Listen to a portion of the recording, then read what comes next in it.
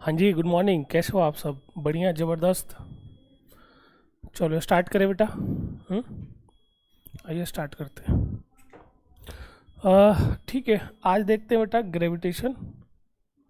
Again मैं कोशिश यही करूँगा कि जो भी आज हम पढ़ें वो आप अच्छे से समझ सको, है ना, आपके कॉन्सेप्ट्स क्लियर हो सके। ठीक है। ग्रेविटेशन।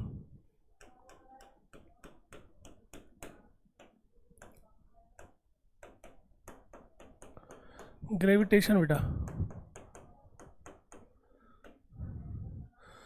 देखो ग्रेविटेशन को लेकर मैं ये बोलूँगा कि यार ये जो चैप्टर है ना, बहुत ही प्यारा सा चैप्टर है, बहुत छोटा चैप्टर है। और इसकी खासियत ये है कि जो कॉन्सेप्ट हम यहाँ पे सीखेंगे वो सेम कॉन्सेप्ट हमारा इलेक्ट्रिक फील्ड एंड चार्जेज जो 12th में पढ़ते हैं वहाँ भी यूज आता है। ठीक है। तो जो जो कुछ भी हम यहाँ सीखेंगे वो वहाँ भी यूज होगा। तो कई बार क्या होता है कि हम वो चैप्टर पहले पढ़ लेते हैं, ये बाद में, ये पहले पढ़ते हैं तो वो बाद में। जैसे आप ड्रॉपर में अगर आओगे, मान लो, तो अगर ड्रॉप करने की ज़रूरत पड़े, मैं तो बोलूँगा कि ऐसी ज़रूरत ना पड़े, बट अगर पड़ेगा तो शायद वहाँ पे आपको पहले इलेक्ट्रिक फील्ड एंड चार्जेज पढ़ा जाए, फिर बाद में ये, क्योंकि एक चैप्टर पढ़ लो दूसरा चैप्टर ईजी हो जाता है। इसमें जो इम्पोर्टेंट टॉपिक है वो ये है, एक gravitational force, Newton's law of gravitation, और दूसरा आपका आ जाता है एक्सेशन ड्यू टू ग्रेविटी, है ना, जिसको मतलब जैसे आप अगर देखा जाए तो जैसे ग्रेविटेशनल फील्ड भी हम यूज करते हैं एक टर्म, तो ग्रेविटेशनल फील्ड जो होता है ना वो ड्यू टू अर्थ हम एक्सेशन ड्यू टू ग्रेविटी कह देते हैं। तो हम इसलिए मोस्टली डिस्कस करते हैं एक्सेशन ड्यू टू ग्रेविटी। फिर हमारा आ जाता है क्या चीज़, सैटेलाइट आ जाता है। फिर क्या आ जाता है हमारा पोटेंशियल एनर्जी, है ना, और क्या आता है हमारा फिर कैपलर्स लॉ। ये 4-5 टॉपिक्स है जो अगर हम ढंग से पढ़ ले तो बात बन जाती है और क्वेश्चन आता ही आता है। तो आइए न्यूटन्स लॉ ऑफ ग्रेविटेशन से स्टार्ट करते हैं हम। न्यूटन्स लॉ ऑफ ग्रेविटेशन,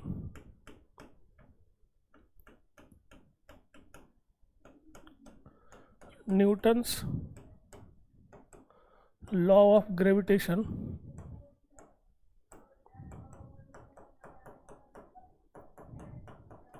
देखिए, न्यूटन्स लॉ ऑफ ग्रेविटेशन की अगर मैं बात करूं, है ना, न्यूटन्स लॉ ऑफ ग्रेविटेशन की अगर मैं बात करूं तो इसमें होता क्या है एक्चुअली। मान लीजिए हमारे पास दो पार्टिकल्स हैं यहाँ पे,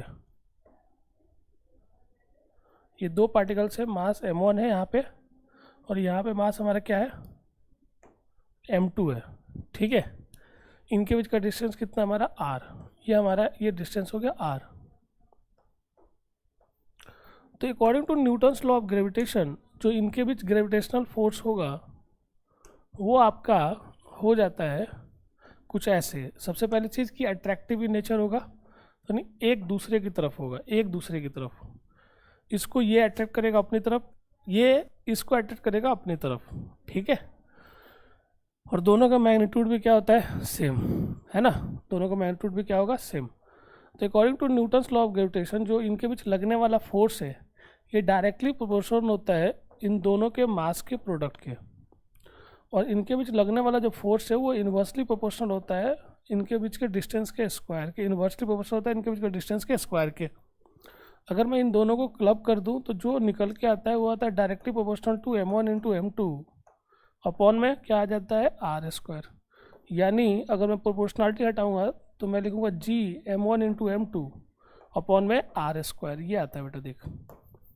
तो F is equal to G m1 m2 upon में आर स्क्वायर, ये निकल के आ जाता है हमारा। आई होप आप समझ पा रहे होंगे, क्लियर है। अब देखिए ये फार्मूला है जो हमें याद होना चाहिए, ये जो फार्मूला है हमें याद होना चाहिए। ठीक है, अगर ये याद है तो बात बन जाती है बेटा। अब इसके कुछ प्रॉपर्टीज़ पे फटाफट चर्चा कर लेते हैं। इसकी जो पहली प्रॉपर्टी है अगेन अट्रैक्टिव इन नेचर। ठीक है, सुन लीजिएगा ध्यान से, मैं लिखूंगा नहीं क्योंकि उसमें ज़्यादा टाइम जाएगा। अट्रैक्टिव इन नेचर होता है, ठीक है, और साथ ही साथ इक्वल एंड अपोजिट होता है। और तीसरा इसका प्रॉपर्टी होता है कि ये एक सेंट्रल फोर्स होता है। इट मीन्स कोई भी एक पॉइंट ले लीजिए, यहाँ पे कोई भी पॉइंट लीजिए, ऐसा नहीं कि बीच वाला ही पॉइंट, कोई भी पॉइंट ले लीजिए। अगर उस पॉइंट की तरफ ये जो फोर्सेज देखो, है ना, अगर इस लाइन पर मैं कोई पॉइंट लूँगा तो इसी पॉइंट की तरफ दोनों फोर्सेज का डायरेक्शन है। सेंट्रल फोर्स का डेफिनेशन होता है कि अगर कोई फोर्स एक फिक्स पॉइंट की तरफ हमेशा पॉइंट आउट करता हो तो that force is known as what, central force. तो ये एक सेंट्रल फोर्स है। और कोई सेंट्रल फोर्स है तो कंजर्वेटिव भी होता है। तो ये कंजर्वेटिव फोर्स है, यानी इसके द्वारा वर्क डन केवल इनिशियल और फाइनल पोजीशन पर डिपेंड करेगा, है ना, पाथ पे डिपेंड नहीं करेगा। अगर आपका क्लोज पाथ है, work done in a close path, तो वो आपका आ जाएगा क्या चीज़, 0। ठीक है, तो कंजर्वेटिव फोर्स है, सेंट्रल फोर्स है, attractive in nature, Newton's third law को फॉलो करता है। ये वीकेस्ट फोर्स है इन नेचर, ध्यान रखिएगा, वीकेस्ट फोर्स इन नेचर, है ना, ये वीकेस्ट फोर्स इन नेचर होता है, सबसे कमज़ोर फोर्स है ये। अगला है बेटा कि ये जो फोर्स है ये मीडियम के इंडिपेंडेंट है, मीडियम के क्या है, इंडिपेंडेंट है। जैसे यहाँ पे जो कैपिटल जी यूज होता है बेटा, ये हमारा क्या हो जाता है, ये होता है हमारा यूनिवर्सल, इसको कहते हैं हम universal gravitational constant, universal gravitational constant कहते हैं बेटा इसको हम कहते हैं universal gravitational constant, this is known as universal gravitational constant. ठीक है, और इसकी वैल्यू हो जाती है ना, इसकी वैल्यू हो जाती है 6.67 इंटू 10⁻11 न्यूटन मीटर स्क्वायर पर केजी का स्क्वायर, ये आ जाता है हमारा, ध्यान रखिएगा। देखो इसको हम कहते हैं यूनिवर्सल ग्रेविटेशन कांस्टेंट। जैसे आप समझो force is equal to capital G m1 m2, mass तो अगेन मीडियम पे डिपेंड तो करता है नहीं, डिस्टेंस आप जितना रखोगे उतना ही रहेगा, वो भी चेंज नहीं होगा। अब ये जो फोर्स है ना वो बताएगा कि मीडियम पे डिपेंड करता है कि नहीं, वो इस बात पे डिपेंड करता है कि कैपिटल जी मीडियम में डिपेंड करता है कि नहीं करता है। तो कैपिटल जी मीडियम में डिपेंड नहीं करता है, ध्यान रखिएगा, कैपिटल जी जो है मीडियम में डिपेंड नहीं करता है ना, उसकी वैल्यू फिक्स होता है, आप चाहे कहीं भी लेके जाए, स्पेस वाटर कहीं भी लेके जाएंगे तो कैपिटल जी की वैल्यू फिक्स है, इसलिए फोर्स भी हमारा क्या है, मीडियम का क्या होता है, इंडिपेंडेंट होता है। साथ ही साथ एक और प्रॉपर्टी है कि जैसे अगर मान लो दो पार्टिकल के बीच फोर्सेज लगा रहे हो, यहाँ पे अदर पार्टिकल्स प्रेजेंट हैं, तो उन पार्टिकल्स की वजह से इन पे लगने वाले फोर्स पे कोई, है ना, इफेक्ट नहीं आएगा, ध्यान रखिएगा, कोई इस पे इफेक्ट नहीं आएगा अदर जो पार्टिकल्स प्रेजेंट होंगे, यानी gravitational force is independent of the presence of other particles around it. Clear है, पॉइंट क्लियर है, तो ये हो गया। ठीक है, तो ये कुछ बेसिक प्रॉपर्टीज है।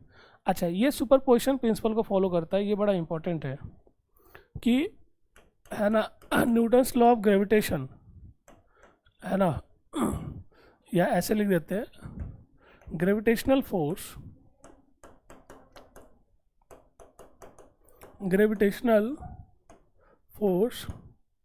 है ना फॉलोज सुपरपोजिशन प्रिंसिपल।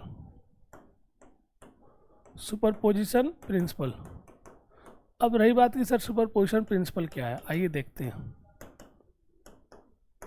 मान लीजिए हमारे पास एक सिस्टम है, इसमें एक से ज़्यादा पार्टिकल्स है, मान लीजिए 4 पार्टिकल्स मैं ले लेता हूँ। यहाँ पे एक पार्टिकल है, इसका मास है m0, मुझे इस m0 पे इन चारों पार्टिकल की वजह से फोर्स निकालना है, तो मैं क्या करूँगा, इंडिविजुअल पार्टिकल की वजह से फोर्स निकालूंगा और वेक्टर एडिशन कर दूंगा। तो मैं इंडिविजुअल पार्टिकल की वजह से फोर्स निकालूंगा और वेक्टर एडिशन कर दूंगा। देखो मैं इंडिविजुअल पार्टिकल की वजह से फोर्स निकाल के और फिर वेक्टर एडिशन करूंगा यहाँ पे, ठीक है, यानी मैं m1 की वजह से निकालूंगा, फिर m2 की वजह से निकालूंगा, फिर m3 की वजह से निकालूंगा और फिर m4 की वजह से निकालूंगा, है ना। Newton's law of gravitation use करके मैं सभी पार्टिकल की वजह से फोर्सेस निकालूंगा। मान लीजिए ये आ गया m2 की वजह से, ये आ गया हमारा m1 की वजह से, ये आ गया हमारा m3 की वजह से, ये आ गया हमारा m4 की वजह से। Newton's law of gravitation use करके हम निकाल लेंगे। और प्रिंसिपल ऑफ सुपरपोजिशन ये कहता है कि m0 पे जो नेट फोर्स होगा वो होगा इन चारों फोर्सेज के वेक्टर एडिशन, इन चारों फोर्सेज का वेक्टर एडिशन होगा, वही होगा net force on what, m0। और भी है तो जोड़ दीजिए, यही कहलाता है क्या चीज़, यही कहलाता है हमारा सुपरपोजिशन प्रिंसिपल। अभी सुपरपोजिशन प्रिंसिपल यही नहीं, कई जगह यूज होगा, मैथमेटिकल टर्म में जहाँ भी यूज हो इसका यही सेंस है, ध्यान रखिएगा। इंडिविजुअल की वजह से हमने नेट फोर्स, इंडिविजुअल की वजह से फोर्सेज निकाला और वेक्टर एडिशन कर दिया, ठीक है। तो ये चीज़ें, तो आइए देखते हैं भाई, है आइए देखते हैं। चलिए एक क्वेश्चन कीजिए, बहुत ही बेसिक सा क्वेश्चन है।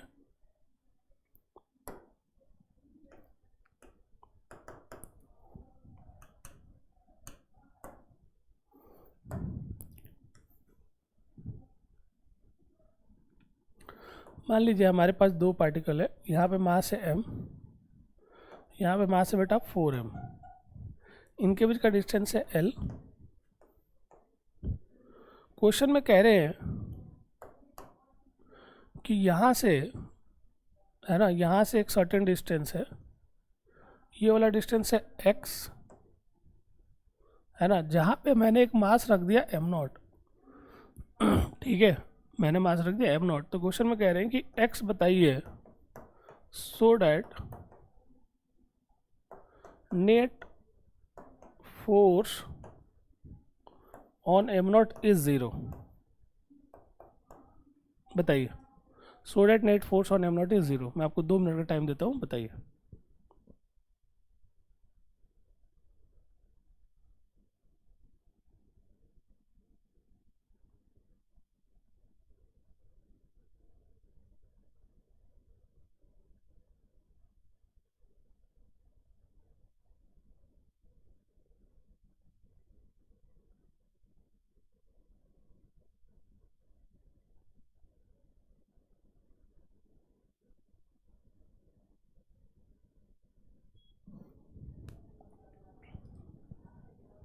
बताइए।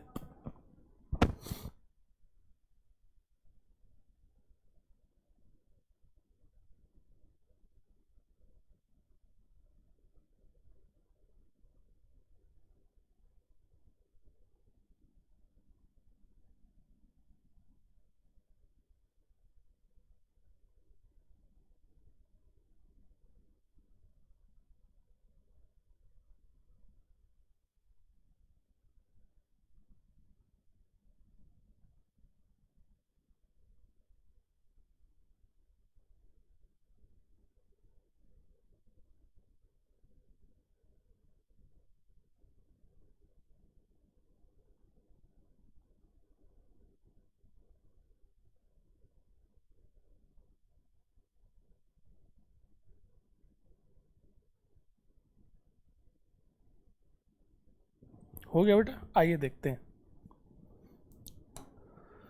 देखिए कैसे करेंगे, बहुत ही इजी है, टफ नहीं है, बहुत इजी है बेटा। मैं इसको ना 1 मार्क कर लेता हूँ और इसको 2 मार्क कर लेता हूँ। तो सबसे पहला काम तो ये कीजिएगा कि इस पर लगने वाले फोर्सेज का डायरेक्शन ड्रॉ कर दीजिएगा। तो ये इस पर जो फोर्स है बेटा वो इस डायरेक्शन में लगाएगा, जिसको हमने कह दिया F1, और ये जो इस पर फोर्स लगाएगा इधर लगाएगा, इसको मैंने कह दिया F2। जो F1 होगा वो कितना होगा, GM m0 by x square, और जो F2 होगा देखो तो कितना होगा, GM0 4m अपॉन में कितना, ये x है तो ये कितना हो जाएगा l माइनस एक्स का स्क्वायर। देखिए ध्यान से, ये होगा, ये इस पे फोर्स इधर लगाएगा, ये इस पे फोर्स इधर, इसकी वैल्यू मैंने लिख दिया। अब चूंकि इस पर नेट फोर्स 0 है तो इसका मतलब ये बैलेंस फोर्सेज है। इसका मतलब ये है कि F1 जितना होगा, है ना, F1 जितना होगा उतना ही F2 होना चाहिए। यानी यहाँ से देखिए, इसको इसके बाद इक्वेट कीजिएगा तो GM कट जाएगा, तो ये नीचे कितना आएगा, 1 by x square equal to, मैं थोड़ा सिंप्लीफाइड वर्जन में लिख रहा हूँ, अपॉन में l माइनस एक्स का होल स्क्वायर। अब अगर मैं क्रॉस मल्टीप्लिकेशन कर दूंगा इसका तो कितना होगा, क्रॉस मल्टीप्लिकेशन करेंगे बेटा तो ये होगा l माइनस एक्स का square is equal to 4x square. यानी यहाँ से हमारा आ जाएगा, ये रूट ले लीजिए, तो l minus x is equal to कितना हो जाएगा, 2x। अब यहाँ से देखिए l minus x is equal to कितना होगा, l इज इक्वल टू कितना होगा, 3x। तो आ जाएगा यहाँ से l बाई 3। देख लीजिए l बाई 3, यानी यहाँ से l बाई 3 डिस्टेंस पे हमारा नेट फोर्स क्या होगा, 0। इसका मतलब है कि ये वाला जो पॉइंट है वो इसके करीब है, होना भी चाहिए, क्योंकि इसका मास कम है। तो इसका मास कम है तो डिस्टेंस कम होगा, तो इसके द्वारा लगने वाले फोर्स को ये कंपनसेट कर पाएगा, बैलेंस कर पाएगा, क्योंकि इसका मास क्या है, ज़्यादा। ठीक है, आई होप आप समझ पा रहे होंगे।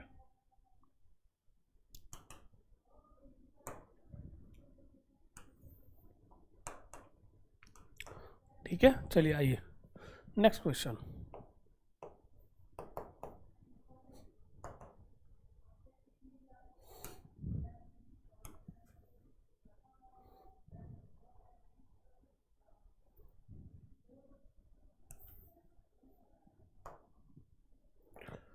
एक यहाँ पे है मास m,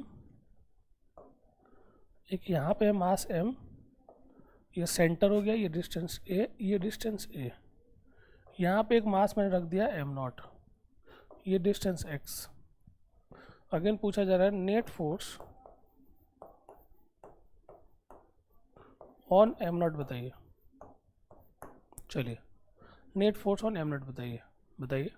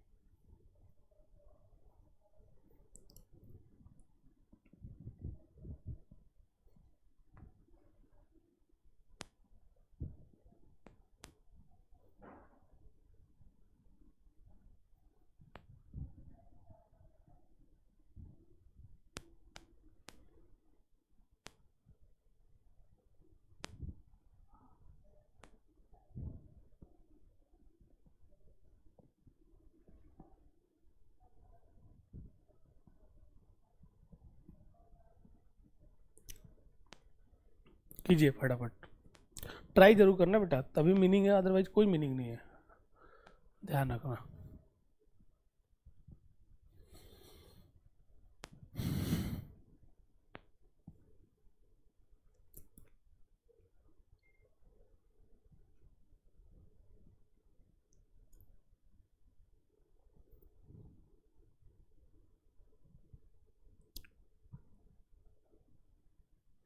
चलिए देखिए, सबसे पहला काम आपको जो करना चाहिए है ना, देखिएगा, देखिए ध्यान दीजिएगा, सबसे पहला काम जो आपको करना चाहिए, देखिए जब मैं बार बार क्वेश्चन में ना ऐसे बोलूँगा कि आपको ये पहले करना चाहिए, वो करना चाहिए, तो ये दिमाग में रखिएगा, आपको 100% हेल्प मिलेगा, है ना बेटा, ये ध्यान रखिएगा, आपको 100%, तो जो मैं बोल रहा हूँ वो समझिएगा।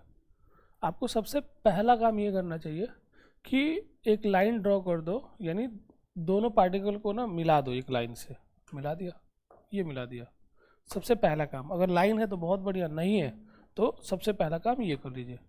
सेकंड काम जो आपको करना है वो ये करना है कि अब इसके द्वारा इस पर फोर्स लग रहा है ना, तो इसके द्वारा जो लगने वाला फोर्स है उसका डायरेक्शन ड्रॉ कर दीजिए, तो ये हो जाएगा हमारा। इसके द्वारा जो लगने वाला फोर्स है उसका डायरेक्शन ड्रॉ कर दीजिए, तो ये हो जाएगा हमारा। और यहाँ पे देखिएगा, इन दोनों का प्रोडक्ट, इन दोनों का प्रोडक्ट, इनके बीच का डिस्टेंस, इनके बीच का डिस्टेंस सेम होगा, इसलिए फोर्स भी क्या हो गया, सेम। अगर मैं ये आर मान लूँ तो ये भी कितना होगा, आर, ठीक है, कितना होगा, आर। अब एक और चीज़ देखिए, इसका दो कंपोनेंट होगा, एक इधर, इसको मैं एफ वाई कह देता हूँ, इसका भी दो कंपोनेंट होगा, एक इधर, इसको भी मैं एफ वाई कह देता हूँ। देखो अब चूंकि ये एंगल है ना जितना होगा ना, वही एंगल ये भी होगा, क्यों, अगेन देखो ना, ये ट्रायंगल ना कॉन्ग्रुएंट ट्रायंगल हो गया, तो ये वाला कंपोनेंट भी क्या होगा, सेम। इनफैक्ट इनका दोनों का ये वाला जो कंपोनेंट होगा, इसका इधर ले लो, इसका इधर ले लो, ये भी दोनों सेम होगा, ये भी एफ एक्स तो ये भी F x,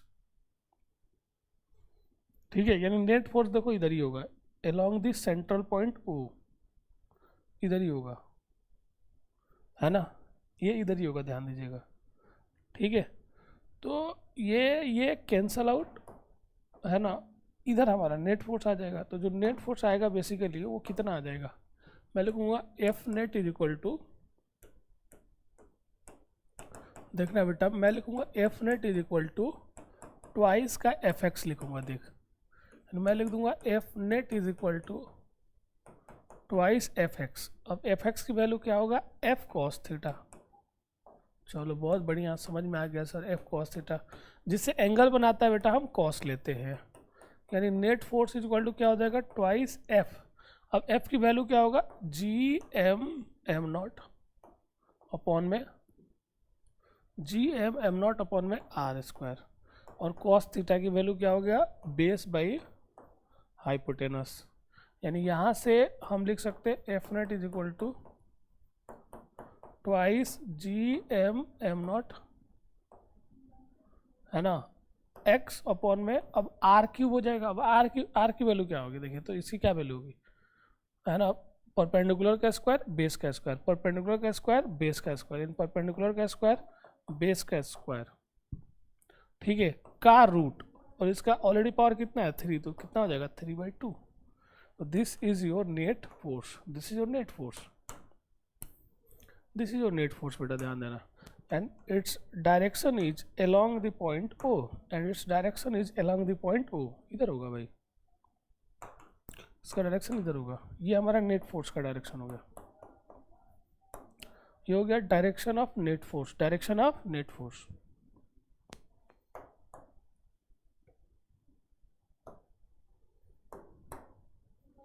this is direction of what, net force, ठीक है, ये होगा डायरेक्शन ऑफ नेट फोर्स, है ना। चलिए अब थोड़ी सी और छोटी छोटी चीज़ें बात कर लेते हैं। बट एक्चुअली बताओ, अगर मैंने इसको यहाँ से छोड़ दिया, रिलीज कर दिया, तो आपको पता है कि जब किसी ऑब्जेक्ट को हम रिलीज करते हैं तो वो उसी डायरेक्शन में मूव करता है जिस डायरेक्शन में नेट फोर्स होता है। एंड जैसे आप इसको रिलीज करोगे तो ये तुरंत ऐसे भागेगा, जैसे आप इसको रिलीज करोगे तो वो इधर ही भागेगा। लेकिन जब इस पॉइंट को क्रॉस करेगा, देखिए ध्यान दीजिएगा, जब ये यहाँ पे होगा, देखो सेंट्रल पॉइंट पर, तो नेट फोर्स कितना होगा 0, क्योंकि ये ऊपर लगाएगा, ये नीचे लगाएगा, डिस्टेंस भी सेम हो गया, मास भी क्या हो गया सेम। यानी यहाँ से यहाँ तक ये पार्टिकल एक्सेलरेट होगा, यानी एक्सेलरेट होने का मतलब यहाँ से यहाँ तक इसकी स्पीड बढ़ेगी, यानी इस पॉइंट पे इसकी मैक्सिमम स्पीड होगी। लेकिन जैसे ही इस पॉइंट को ये क्रॉस करेगा, इधर आएगा, तो फिर नेट फोर्स इधर लगेगा, है ना। तो जब इस पे, क्योंकि ये देखो ये भी ऐसे खींचेगा, ऐसे खींचेगा, सेम सिचुएशन हो जाएगा, ये मिरर इमेज ले लो, इधर बन जाएगा।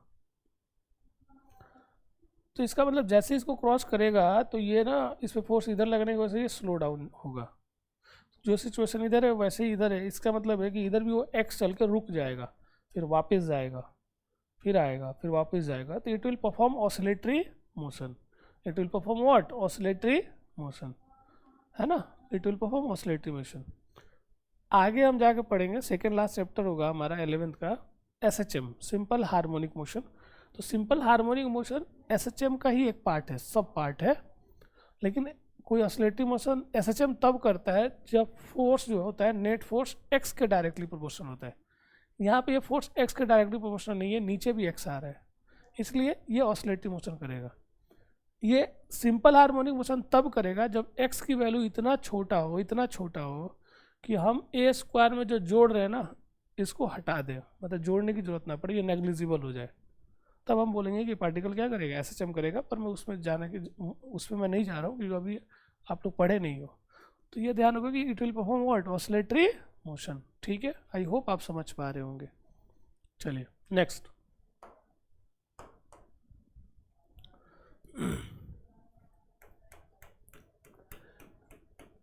आइए ये बताइए,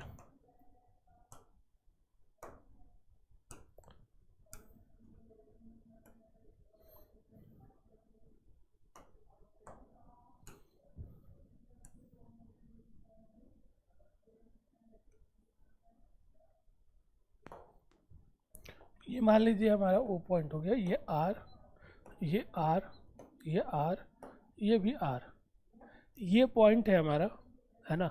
यहाँ पे एक मास हमने रख दिया m0, यहाँ पे एक रखा है m, यहाँ पे भी रखा है एक m, और यहाँ पे भी रखा है एक m, ठीक है। तो आपसे पूछा जा रहा है net force F net on m0, बताइए m0 पे नेट फोर्स बताइए। चलिए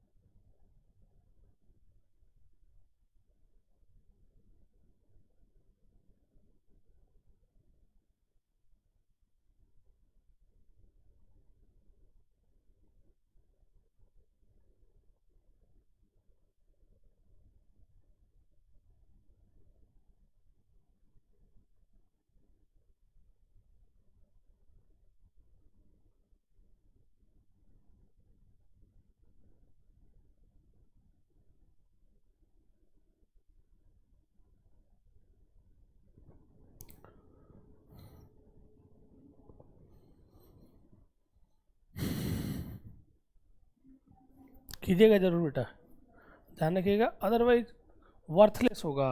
अदरवाइज क्या होगा? वर्थलेस। देखो ऐसा प्रिडिक्शन है, मुझे नहीं पता, बट मे भी हो सकता है कि in coming next to 20 to 30 years हम लोगों के पास ना काम नहीं होगा करने के लिए। हम लोग बिहाफ पे रोबोट्स काम करेंगे, हम लोग के बिहाफ पे एआई काम करेगा, मशीन लर्निंग, ये जो सारे जितने भी टूल्स हैं इन पे बेस्ड जितने भी मशीन्स बनेंगे, मतलब जो भी चीज़ें हम क्रिएट करेंगे सब हमारे बिहाफ पे काम करेंगे। समझ रहे हो? तो things are getting changed very dramatically and very quickly. तो सो मेक श्योर कि you train your brain properly, you train your brain properly. आने वाले टाइम में जिनका ब्रेन शार्प होगा, है ना, they will do wonder, they will do definitely wonder in their life. But जो लोग मान लीजिए कि जो स्किल्ड बेस नहीं होंगे तो उनको थोड़ी सी दिक्कत आ जाएंगी। तो अभी जो शुरुआत है ना बेटा, ये आपका सही टाइम है 11th। आप अभी से अपने ब्रेन को ट्रेन कर सकते हो कि देखो भैया हमें टफ चीज़ को अपनाना है, हमें ना जो हार्ड चीज़ है उसको अपनाना है। मैं आपको एक और चीज़ बताऊँ बेटा, everything is hard, trust me. आप डेली खेलो, जाके daily Khelo, that is hard. नहीं खेलोगे बिल्कुल, वो भी हार्ड है। आप उल्टी सीधी चीज़ें जाके खाओ मार्केट में, वो भी हार्ड है। आप देखना एक टाइम के बाद आपको लगेगा कि अरे यार क्या कर रहा हूँ। चाहे इनफैक्ट 1-2 बार खा के देखो, है ना। अगर उल्टी सीधी चीज़ें नहीं खाओगे वो भी हार्ड है। पढ़ना बहुत हार्ड है, नहीं पढ़ोगे वो भी हार्ड है। आप 10 दिन नहीं पढ़ो, एवरीथिंग इज़ हार्ड बेटा, everything is hard. Earning money is hard, पैसे नहीं कमाओ वो भी हार्ड है ना। घर का खाना जो है अगर आप मान लीजिए आप बनाते हो, है ना, तो बनाओगे डेली वो भी हार्ड है। बाहर का खाओगे तो वो भी हार्ड है। मतलब everything is hard, nothing is easy. You have to choose your hard, ये ध्यान रखना, you have to choose your hard, है ना, कि आप कौन सी हार्ड चीज़ को आप कर सकते हो या कौन से हार्ड चीज़ को आप बर्दाश्त कर सकते हो। तो चूज वाइजली, मेक श्योर कि if something is hard but result is, है ना, mind blowing and result is going to give you lots of satisfaction, I think that hard is suitable for all of us। मैं तो ऐसे ही select करता हूँ, ध्यान रखना। तो आप भी इस पे ध्यान दीजिएगा। Choose your hard wisely, choose your hard wisely, trust me, nothing is easy, nothing is easy. आप बिना काम के रहिए, आप 15-20 दिन देखिए, फ्रस्ट्रेट हो जाएंगे आप। मतलब आपको बिल्कुल पढ़ना नहीं है, कुछ नहीं है, आपको पास कुछ नहीं करने को है। आप दिन भर मोबाइल चलाते रहिए, दिन भर चलाइए, लगातार चलाइए, अब देखिएगा वो भी हार्ड है, आसान नहीं है ना। अब बिना मोबाइल का रहिए आप, वो भी हार्ड है। तो आप डिसाइड कीजिए कि आपको कौन सा चीज़ पसंद है, ठीक है। आइए, और आज के डेट में एक और चीज़ है बेटा, ये भी ध्यान रख लीजिए, छोटी सी चीज़ है। देखो एडिक्शन जो है ना, मतलब एडिक्शन जो आज के डेट में जो चल रहा है कि इसका शॉर्ट्स का, रील्स का एडिक्शन चल रहा है, जो एक के बाद एक देख रहे हैं, है ना। तो वो भी चीज़ें जो है ना, वो मतलब होता है ना कि एक आप समझो एक नशा की तरह ही है वो भी। तो बचिए उससे थोड़ा। अगर आपको देखना ही है तो ऐसे फीड्स देखिए जिससे आपका इम्प्रूवमेंट हो। 100% तो रिमूव करना मुश्किल है, बट हाँ ऐसे फीड्स का सिलेक्शन कीजिए जो आपके लिए हेल्पफुल हो। चलिए देखिए, मास्टर ने एक चीज़ बताया कि सबसे पहले the first thing you have to do you is to draw line connecting M naught and M. जितने भी एम और एम नॉट है सबको कनेक्ट कर सके। चलिए ड्रॉ कर दिया, ये एक, दूसरा ये हो गया बेटा, एंड तीसरा the third one is this one. Okay, अब इनके बीच जो लगने वाला जो फोर्स होगा वो भी बना लीजिए। ये इस फोर्स इधर लगाएगा, देखिए ये इस पे इधर लगाएगा और ये इस पे इधर लगाएगा, देखिए। अब देखिएगा ध्यान से, इनका प्रोडक्ट सेम, डिस्टेंस भी सेम है ना। ये स्मॉल आर मान लेते हैं, तो देखो ये भी स्मॉल आर होगा, तो ये फोर्स एफ लगाएगा तो ये भी फोर्स हमारा एफ ही लगा देगा। पर ये देखो डिस्टेंस अलग है, तो ये हमारा फोर्स एफ डैश कह देते हैं। अब चूंकि देखना ये राइट ट्रायंगल है तो ये एंगल होगा 45, ये भी हो जाएगा 45, और दोनों हमारा आइडेंटिकल फोर्स है तो इनका रिजल्टेंट भी इधर ही होगा, इनका रिजल्टेंट भी भाई इधर ही होगा, इनका रिजल्टेंट भी इधर है। कितना होगा, एफ का स्क्वायर प्लस एफ स्क्वायर का रूट यानी रूट 2f, ए स्क्वायर प्लस बी स्क्वायर का रूट यानी F square plus F square का रूट। इन दोनों का रिजल्टेंट इधर ही आ गया, एफ डैश भी इधर ही है, यानी जो नेट फोर्स है वो भी इधर ही है, ये आपका नेट फोर्स हो जाएगा। बस कहानी खत्म, यही लिख देता हूँ मैं। ये नेट फोर्स में क्या क्या इन्वॉल्व है, रूट 2f प्लस में एफ डैश, रूट 2f की वैल्यू कितना है, जी एम नॉट बाई इसका स्क्वायर का मतलब r square plus r square, ध्यान रखना इसका स्क्वायर का मतलब r square plus r square यानी 2r स्क्वायर, ध्यान रखिएगा। ये कितना होगा, रूट 2r होगा, उसका स्क्वायर कर दिया, प्लस में एफ डैश कितना होगा, जी एम नॉट अपॉन में इनके बीच का डिस्टेंस कितना है 2r, तो कितना होगा 4r स्क्वायर। बस सिंप्लीफाई कर लीजिए आंसर, कोई बड़ी बात नहीं है, ठीक है, समझ में आया, बस इतनी सी तो बात है।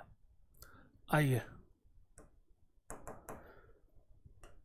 मान लीजिए मैं ऐसा बोलूँ आपको कि हमारे पास ना दो पार्टिकल्स हैं, इसका मास m है और इसका भी मास m है, चलो 2m ले लेते हैं, और इनके बीच का टोटल डिस्टेंस l है। Due to their mutual gravitational force, due to their mutual gravitational force,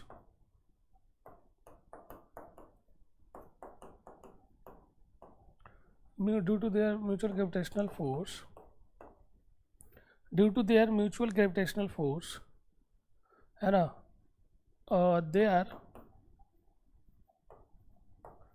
performing circular motion, they are performing circular motion, circular motion। पूछा जा रहा है फाइंड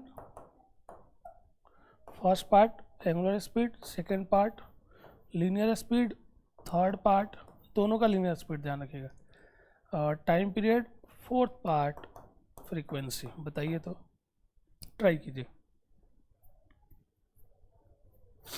ट्राई कीजिए।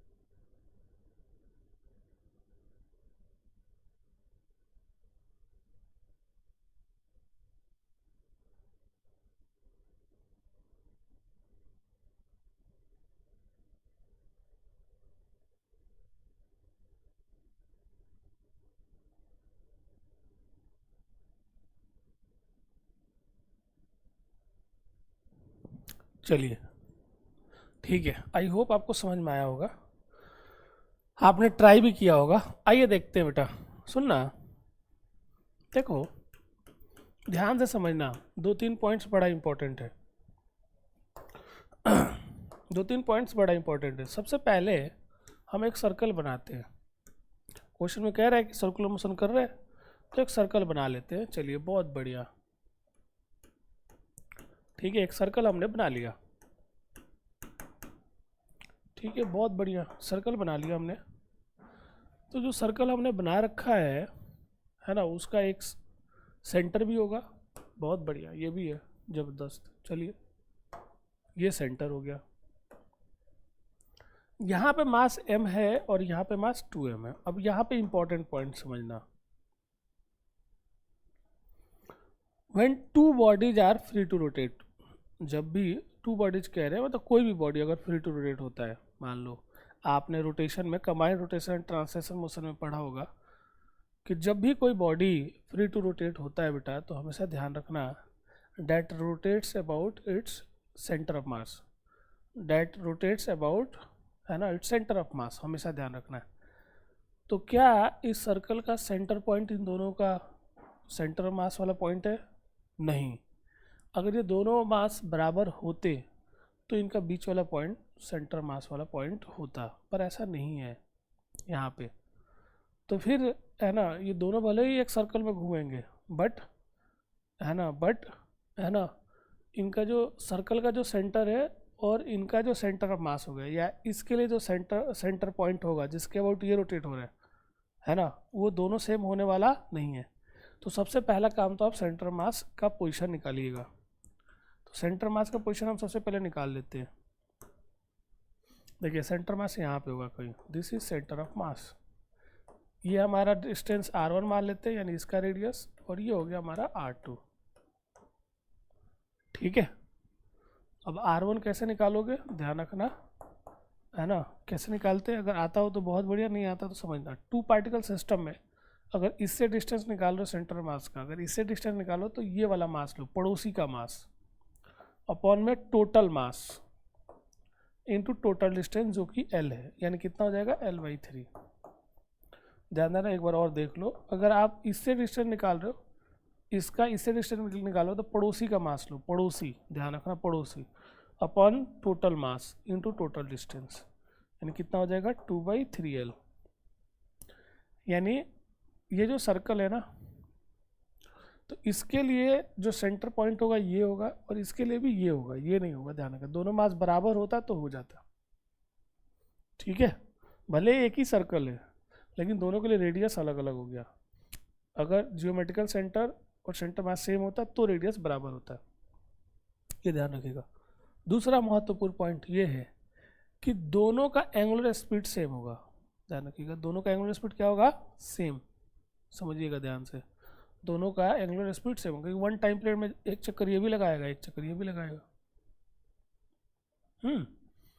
यानी अगर मान लीजिए मैंने मान लेता हूँ कि ये ऐसे घूम रहे हैं, तो इसका एंगुलर स्पीड ओमेगा, तो इसका एंगुलर स्पीड ओमेगा। अब चूंकि एंगुलर स्पीड सेम है बट रेडियस अलग अलग है, तो इनकी जो लीनियर स्पीड होगी वो अलग अलग होगी। यानी इसकी स्पीड होगी v1, क्योंकि होता है हमारा क्या चीज़, ओमेगा इंटू आर, ये हो गया v2। लीनियर स्पीड अलग अलग होगी, ध्यान रखिएगा, लेकिन एंगुलर स्पीड क्या होगी, सेम। अगर रेडियस सेम होता, ओमेगा तो सेम रहेगा ही रहेगा, ये फिक्स है, ओमेगा सेम रहेगा, ये फिक्स है, ध्यान रखिएगा। तो लीनियर स्पीड भी सेम हो जाता है, और वो कब होगा, जब इक्वल मास होंगे। चलो, अब चूंकि ये दोनों सर्कुलर मोशन कर रहे हैं तो इनको सेंट्रीपिटल फोर्स चाहिए, इनको भी सेंट्रीपिटल फोर्स चाहिए। तो कौन प्रोवाइड कर रहा है, इसके द्वारा लगने वाला ग्रेविटेशनल फोर्स इस पे इसको सेंट्रीपिटल फोर्स प्रोवाइड कर दे रहा है, इस पर लगने वाला ग्रेविटेशनल फोर्स इसके द्वारा इस पर सेंट्रीपिटल फोर्स प्रोवाइड कर दे रहा है। ठीक है, यानी ये देखिए, ये हमारा ग्रेविटेशनल फोर्स हो गया Fg, ये इस पर लगा देगा ग्रेविटेशनल फोर्स Fg, और ये Fg की वैल्यू कितनी होगी, ग्रेविटेशनल फोर्स। तो यहाँ पे जो ग्रेविटेशनल फोर्स है Fg, ये हो जाएगा G(m), है ना, इंटू 2m बाई क्या लिख देंगे, L का square, this is your gravitational force, and 2Gm² upon में L²। अब यही ग्रेविटेशनल फोर्स जो है ना, यही जो ग्रेविटेशनल फोर्स है ना बेटा, वो इसको सेंटीमीटर फोर्स प्रोवाइड करेगा, इसको भी सेंटीमीटर फोर्स प्रोवाइड करेगा। यानी इसके वजह से, इसी ग्रेविटेशनल फोर्स की वजह से इस पे AC आ जाएगा सेंटीमीटर फोर्स, इसको AC1 कह देते हैं, और इस पे भी आएगा, इसको AC2 कह देते हैं। तो आप कोई भी ले लीजिए, कोई भी ले लीजिए, मैं इसको ले लेता हूँ। तो मैं लिखूँगा चूँकि नेट फोर्स उस पर लग रहा है, वो लग रहा है कितना, 2G m² ग्रेविटेशनल फोर्स, और ये होगा मास इनटू, इसका मास इनटू एक्सेशन है ना, सेंटीपिटल एक्सलेशन। और आप मुझे बताइए जो सेंटीपिटल एक्सेशन होता है इन टर्म्स ऑफ ओमेगा, वो होता कितना है? वो होता ओमेगा² इंटू रेडियस। रेडियस कितना है हमारा, R2, ध्यान रखिएगा रेडियस कितना है, R2। तो ये हो जाएगा 2Gm² अपॉन में L² इक्वल टू हो जाएगा m ओमेगा²। R2 का वैल्यू कितना होगा, 2L/3। यानी यहाँ से हमारा कितना होगा, देखिए तो काटिए तो m से m कट गया, और इधर आ जाएगा 2 से 2 भी कट गया, यह आएगा 3 इधर, 3 इधर, ठीक है, 3L³ आ जाएगा, ये इधर आएगा तो, और Gm ऊपर तो रहेगा ही रहेगा, और इसी का रूट हमारा क्या हो जाएगा, ओमेगा। देखिए this is omega, this is omega बेटा, दिस इज ओमेगा, ठीक है, ये हमारा ओमेगा हो गया। अब एक बार ओमेगा आ गया, चाहे आप इससे निकालते तो भी सेम आता, ध्यान रखिएगा। एक बार ओमेगा आ गया तो V1 कितना होगा, ओमेगा इंटू R2, और V2 कितना होगा, omega into R1। Time period क्या होगा, 2π/ओमेगा, और फ्रीक्वेंसी क्या होगा, 1 अपॉन में टाइम पीरियड। देखिए सब आ जाएगा, वैल्यू पुट करते जाइए, आते जाएगा। आई होप आप समझ पा रहे होंगे, हैं, समझ पा रहे बेटा, आप लोग समझ पा रहे हो पुत्र? Sir please tell that how Fnet came to this equation in result. Sir please show last solution. Okay sorry, मैं एक बार दिखाया था बेटा, मैं पढ़ नहीं पाया आपका comment. Sir please tell how √2f value came. Okay बेटा, मैं फिर से एक्सप्लेन कर देता हूँ, आप चिंता नहीं करो। पहले आप ये बता दो मुझे कि ये समझ में आया कि नहीं आया, ये बता दीजिए आप, फिर मैं पीछे कर लेता हूँ।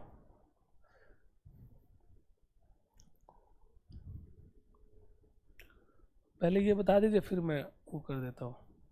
ये आ गया कि नहीं, इसमें कुछ चीज़ें रिपीट करना है तो बताइए। अच्छे क्वेश्चंस मैं ले रहा हूँ, थोड़ा डिफरेंट ले रहा हूँ, आपको यूँ ना लगे कि सेम क्वेश्चन चल रहा है, मतलब कुछ सीख के जाओ। सबसे इम्पॉर्टेंट पॉइंट है, you must learn something from here, from this lecture. देखिए बेटा, बता रहे हैं इधर सिंपल कैसे आया ये चीज़ें, ठीक है। आप खुद बताओ ऐसे, जैसे अगर मान लो कि इधर F है और इधर F है, और इनके बीच का एंगल 90 डिग्री है बेटा, है ना, 45 तो इनका रिजल्टेंट बीचों बीच ही होगा।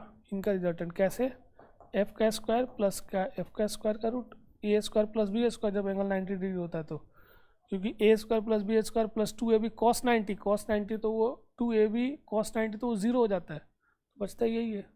तो यहाँ से आ जाता है बेटा हमारा कितना, √2f। देखो तो इनका रिजल्टेंट बीचों बीच होगा √2f, और f' भी इधर ही है, तो इसलिए दोनों को जोड़ दिया। बताओ आया, आया बेटा?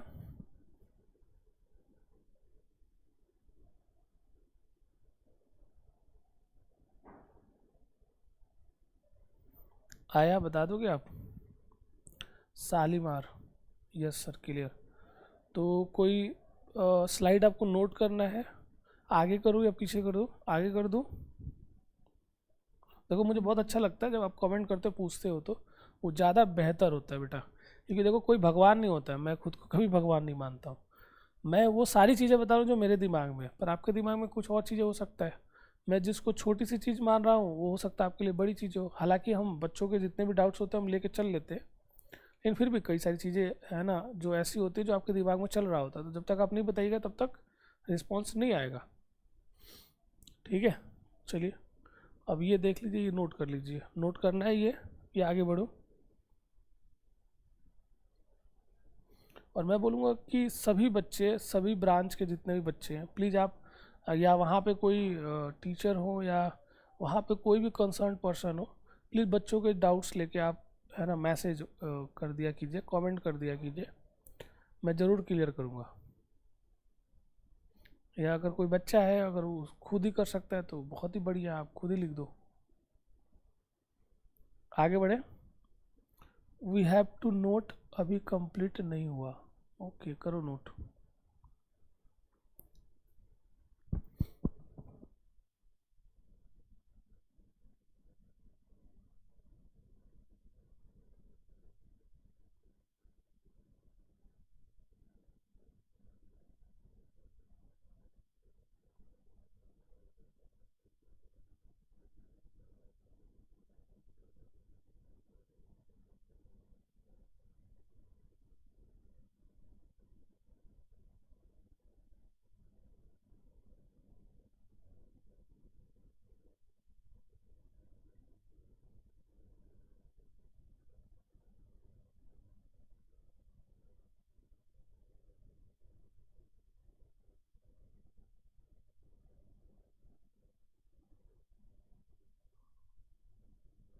नोट हो जाए तो बता देना बेटा।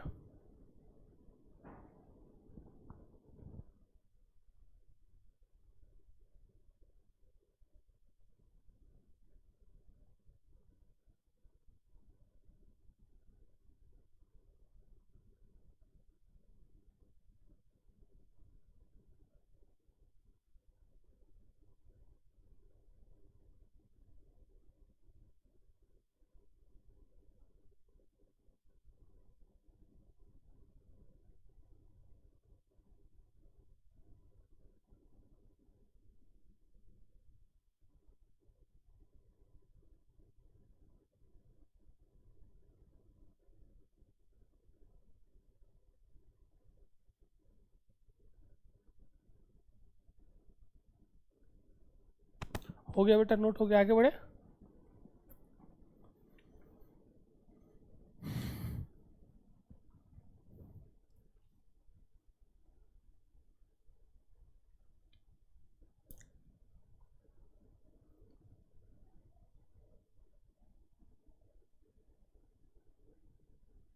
आगे बढ़ो।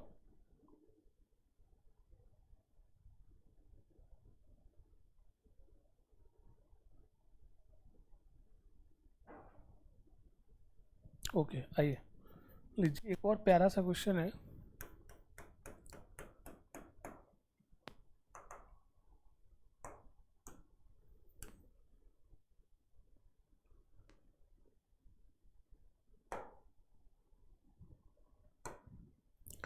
ये मास हमारा बेटा m हो गया, और यहाँ भी बेटा मास हमारा m हो गया, और यहाँ भी हमारा मास m हो गया। ये l, ये l, ये l। क्वेश्चन में कह रहे हैं again, due to their mutual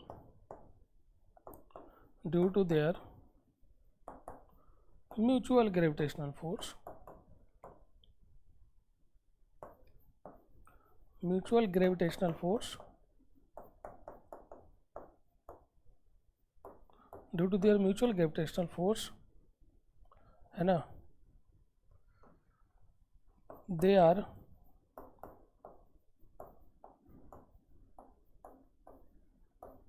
performing circular motion, they are performing circular motion।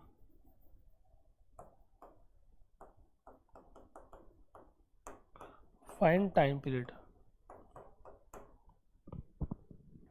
निकालिए।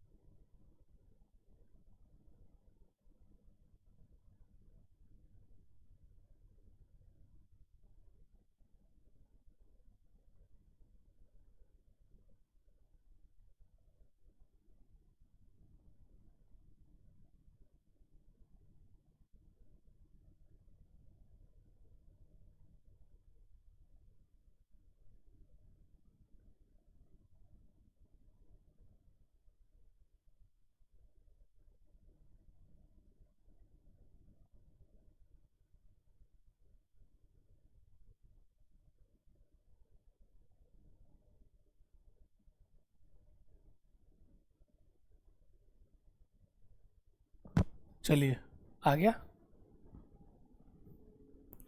Sir. How this equation came, please tell once again. कौन सा इक्वेशन बेटा? वी हैव टू नोट, अभी कंप्लीट नहीं। Sir how this equation came, please tell once again. कौन सा equation आप कह रहे हो?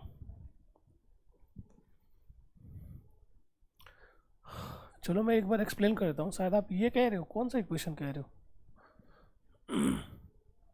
सर लास्ट क्वेश्चन यही वाला ना, अभी जो शो किया है, कि इससे भी पहले? यही वाला या इससे भी पहले? यस सर, ठीक है। एक्सप्लेन कर देता हूँ। देखो सिंपल, मैंने आपको क्या बताया, पॉइंट समझना है कि दोनों जो है ना सेम सर्कल में रोटेट करेंगे, बट दोनों का रेडियस अलग अलग होगा ड्यू टू देयर डिफरेंट मास।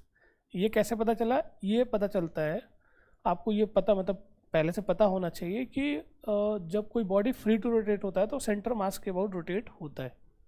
ठीक है, सेंटर मास के अबाउट रोटेट होता है। तो चूंकि इन दोनों है ना का मास अलग अलग है, तो सर्कल का सेंटर और इनका सेंटर मास कोइंसाइड नहीं करेगा। तो सबसे पहले मैंने इसका सेंटर मास का पोजीशन निकाला। कैसे निकाला? ये 2 पार्टिकल सिस्टम से आता है बेटा, सेंटर ऑफ मास से। तो मैंने डायरेक्ट वहाँ से पिक कर रखा है, आप इसको याद रखिए। अगर इससे डिस्टेंस निकालोगे तो पड़ोसी का मास इसका ले लो अपन में total mass into total distance. अगर आप इससे डिस्टेंस निकाल रहे हो तो पड़ोसी का मास इंटू टोटल डिस्टेंस और टोटल मास, ये आ गया। फिर उसके बाद मैंने ये कहा कि चूँकि ये सर्कुलर मोशन कर रहे हैं है ना, तो इसको सेंटीपिटल फोर्स प्रोवाइड करने के लिए कोई और फोर्स होना चाहिए।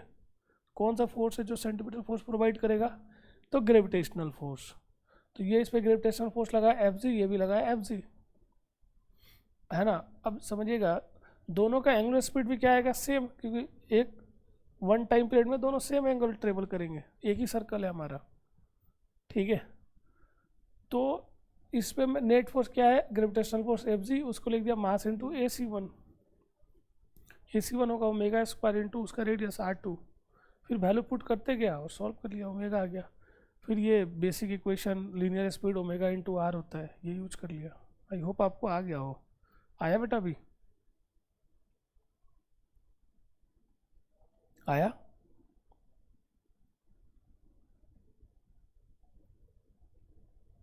उत्तर आ गया? बताओ फटाफट, फिर मैं आगे बढ़ जाऊंगा।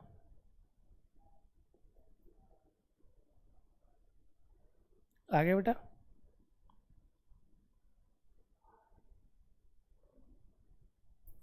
चलिए आइए देखते हैं, ये वाला क्वेश्चन देखते हैं। अगेन देखिए, जैसा पिछला वाला क्वेश्चन है वैसे ही है, थोड़ा सा और अच्छा है उससे। अगेन देखिए, ये भी तीनों जो है ना ड्यू टू ग्रेविटेशनल फोर्स, तीनों के तीनों जो है सर्कुलर मोशन कर रहे हैं। तो हम सर्कल बना ही लेते हैं।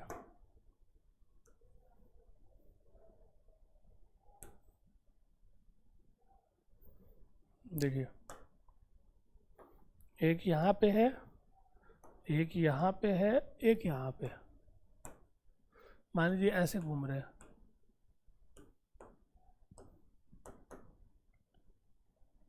ठीक है, ये L, ये L, ये L। अब इनका सेंटर मास कहाँ होगा? सबसे पहला काम, सेंटर मास कहाँ होगा? तो इनका सेंटर मास सेंट्रोइड पे होगा। तीनों आइडेंटिकल हो गए ना हमारे, यानी यहाँ पे होगा सेंटर मास, इस पॉइंट पे ये सेंटर मास। और ये सेंट्रोइड भी है। सेंट्रोइड की खासियत क्या है? ध्यान रखिएगा, ये सर्कल का सेंट्रोइड भी है ये। तो खासियत क्या है कि ये वाला डिस्टेंस, ये वाला डिस्टेंस, ये वाला डिस्टेंस सेम होगा। आप देखिए ना, आप इसको रोटेट कर दीजिए और कितना होगा देखिए ध्यान से। ये 90 डिग्री हो गया, ये कितना हो गया? 30 डिग्री। और ये वाला डिस्टेंस कितना हो गया हमारा? L/2। तो R कितना होगा? मैं लिखूँगा cos 30 degree is equal to क्या लिख देंगे? Base by hypotenuse. यानी हाइपोटेनस इज इक्वल टू क्या होगा? L/2 cos 30 degree, cos 30 degree. R equal to होगा L/2 cos 30 डिग्री, कितना होगा? √3/2। यानी कितना आ गया? L/√3। ध्यान रखिएगा, फिर से बता देते हैं। देखो बेटा, ये सेंट्रोइड है, ये वाला जो डिस्टेंस है ना, ये कहलाता है सर्कम रेडियस। ये भी सर्कम रेडियस, ये भी सर्कम रेडियस।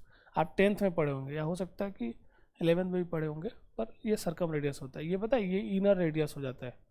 इन सर्कल, एक सर्कल ऐसे बनता है, उसका ये रेडियस हो जाता है ना। मैं तो 10th में ही पढ़ा हुआ था, अगर आपको याद हो तो। ठीक है, तो आगे डिस्टेंस। अब क्या करो, इसकी वजह से इसे फोर्स निकालो, इसकी वजह से इसे फोर्स निकालो। ठीक है, तो चलिए देखिए, इसका मास सेम, डिस्टेंस भी सेम, तो जो फोर्स लगेंगे वो भी सेम। तो ये लगा दिया F, ये भी लगा दिया F, और इनका रिजल्टेंट देखिए 60 डिग्री है। चूंकि फोर्स बराबर है तो ये भी बीचों बीच होगा, देखो इधर ही होगा F नेट। और ये वाला एंगल टोटल कितना है, 60 डिग्री। तो नेट फोर्स हम कैसे निकालेंगे, नेट फोर्स निकाल लेंगे हम एफ स्क्वायर यानी A square plus F square यानी B square twice A B, और क्या लिख देंगे cos 60। यानी जो हमारा नेट फोर्स आएगा यहाँ से कितना आ जाएगा, एफ स्क्वायर cos 60 कितना होता है 1/2 कट गया, यानी 3f स्क्वायर यानी √3f, ये आ जाएगा। यानी यहाँ से मैं लिख सकता हूँ √3f की वैल्यू कितना होगा, GMm स्क्वायर और मैं L का square, GMm square by L का square. This is your net force. देख लीजिए, अभी तक तो हम नेट फोर्स निकालें और कुछ नहीं किए। इत्मीनान से देख लीजिए, सोच लीजिए।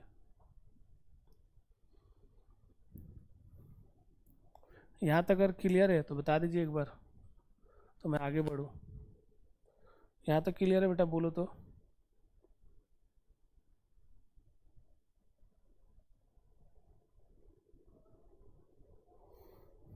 Is it clear?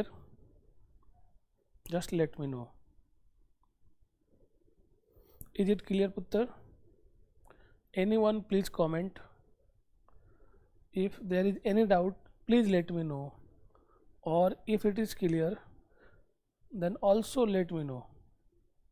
Just write down in the comment section. I will read and then accordingly I will proceed.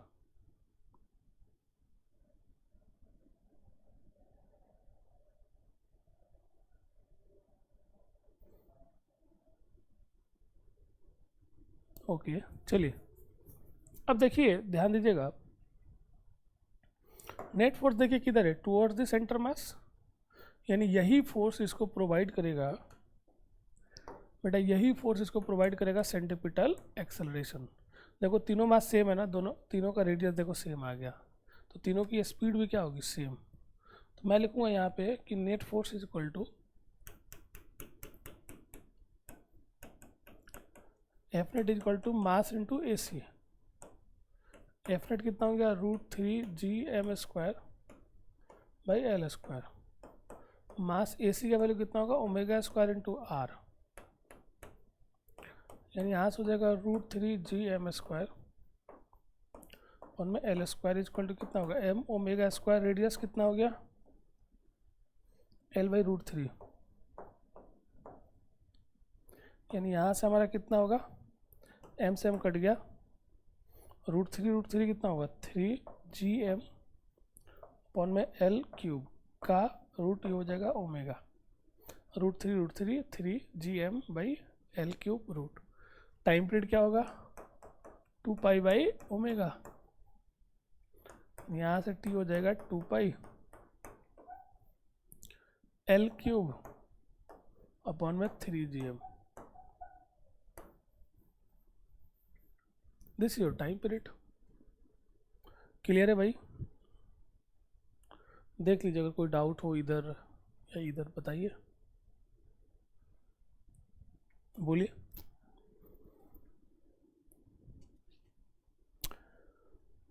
हाँ जी, शालीमार बाग, SOSC शालीमार बाग। क्लियर है बेटा, बता तो।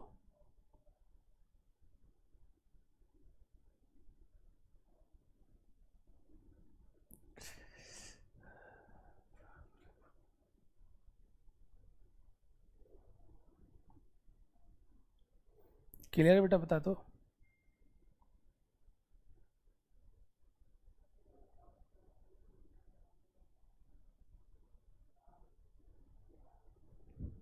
चलिए कोई ना, ठीक है। तो देखिए, मैं एक छोटी सी हर हमेशा बोलता हूँ आपको, आज ही बोल देता हूँ, मैं बच्चों को बोलते रहता हूँ कि नोट कर लिए हैं आप तो याद रहेगा, नोट कर लिए हैं तो आपको याद रहेगा, लेकिन प्रैक्टिस कीजिएगा तो कभी भूलिएगा नहीं। नोट कर लिए हैं तो याद रहेगा, और प्रैक्टिस कर लीजिएगा तो कभी भूलिएगा नहीं।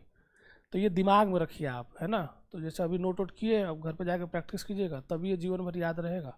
तो जीवन भर तो चलो अलग बात है, कम से कम एग्ज़ाम तक तभी याद रहेगा। तो जाइए, ढेर सारा क्वेश्चंस की प्रैक्टिस कीजिए। Okay then, bye bye, good night.